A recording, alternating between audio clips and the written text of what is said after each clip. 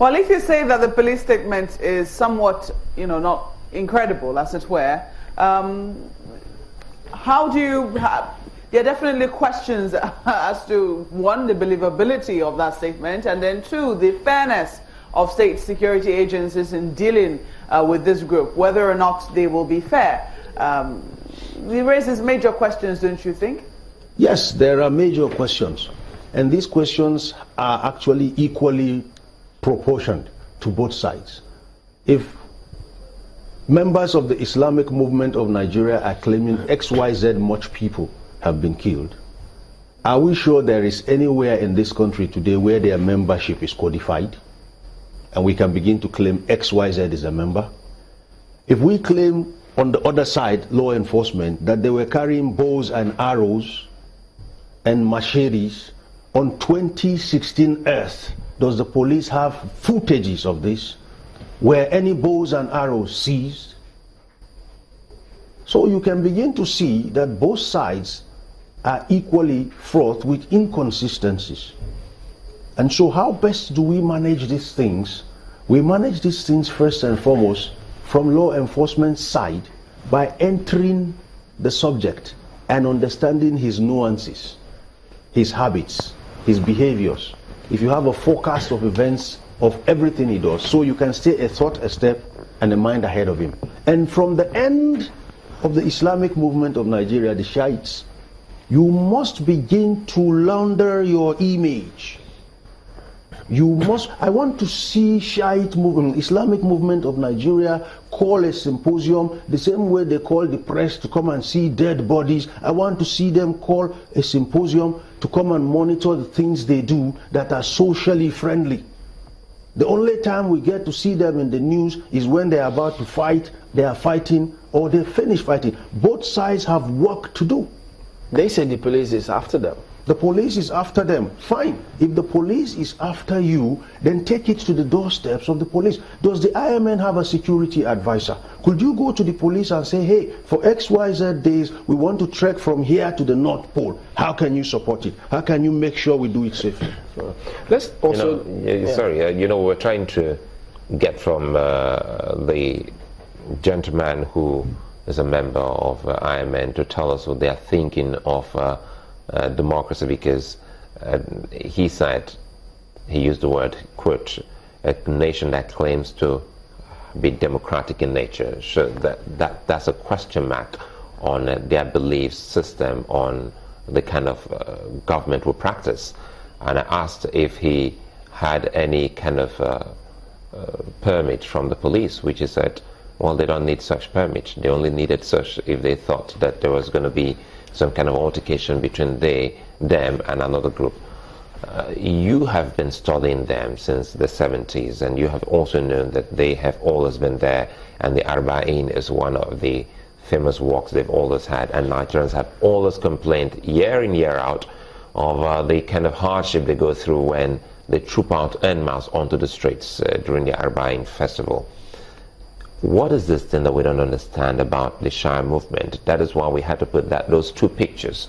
Because first, if we already know that they are almost like a government within a government in a nation like Nigeria, and we still see politicians who court their friendship, especially when it's about elections. And when they finally come on board, a case like this is what we have seen in times past. That is why you say, historically, we have it on record that they've always had clashes with every government. So, is it a case of they feeling that they are always used and dumped, and a case of us playing the ostrich, not taking it up and saying, you can't be a government within a government irrespective of what your beliefs are? Yeah, you see, that question, your position is best answered like this. In my place, we have a local parlance which says, in a gathering of elders, if a teenage girl calls you by your first name, then you have actually been stooping down below where you should be. Socially, you have done some things that are not permissible. You see, our politicians past, I don't know going forward, have a serious visionary deficiency. Okay? They don't see beyond the now and here, because you want votes that will get you access to the cookie jar. You are ready to dine with the devil. And then after dining with the devil, you have the audacity to call him a devil when you are in power. It doesn't work. It doesn't work. Now, what we can simply do is we can look at this problem from three perspectives.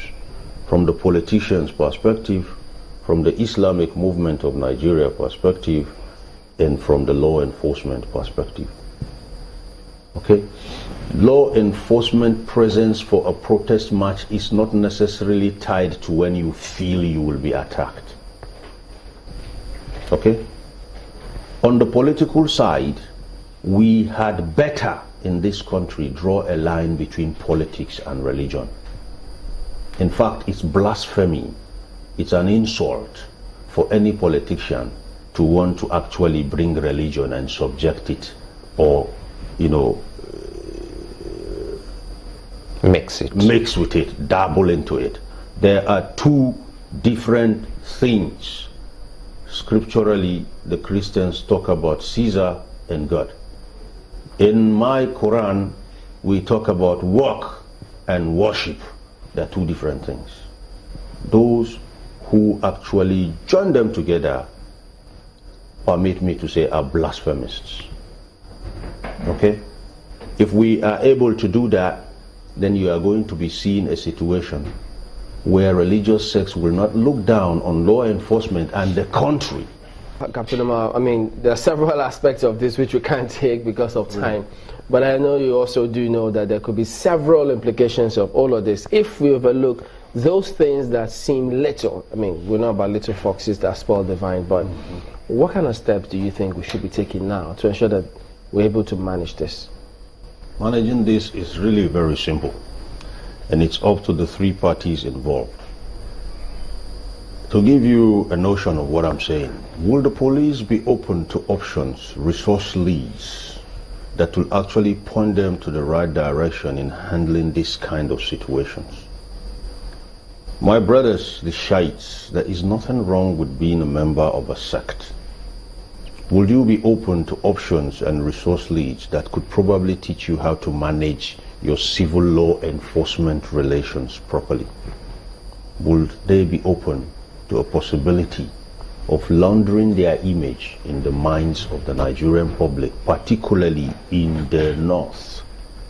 You see, both sides are driven by two very poisonous, or rather toxic attributes. Ego, pride.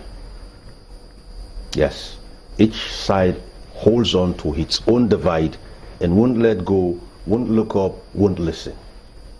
It won't get us anywhere. My suggestion is simple. Going forward, is it possible for members of the Shiite movement to capture audio footages and versions of their processions, as opposed to coming to tell us, no, the chief of army staff said one person died, but there were 100 corpses in the hospitals? Can they get a little bit more formalized, codified, and arranged? Can you be able to say X, Y, Z, A, B, C are members of our organization? Here are their identifications, and those are the same corpses? In law enforcement, is it not high time we carried on crowd dispersal under our own footages? Can't we begin to have security operations monitored closely as they are going on from a control room? I mean, they can't use live ammunition if they have those videos. Whatever it is, if something goes wrong, we could play back and see the point at which it went wrong. And then we now make it what you can call lessons learned. We could even play those in years to come in classrooms, in our schools, to train others. This is 2016 Earth, for God's sake. And besides, they've got 4 years now, this government. If perhaps the IMN were to go to court, who knows if the case will be over and done with in 3-4 years. Or 70. So, several implications. As we said, we can't take all of them because this is where we'll draw the curtains on the program. Always a pleasure having you on, retired Captain Ali Omar. Thank you. Well, we will be back tomorrow. Well, thank you all for watching as well. I'm Chamberlain Oso. Many thanks, and we shouldn't create another crisis. The government and the people should do and act pretty fast. I'm Sulaiman Alede. And I'm Maokwe Ogun. Thank you.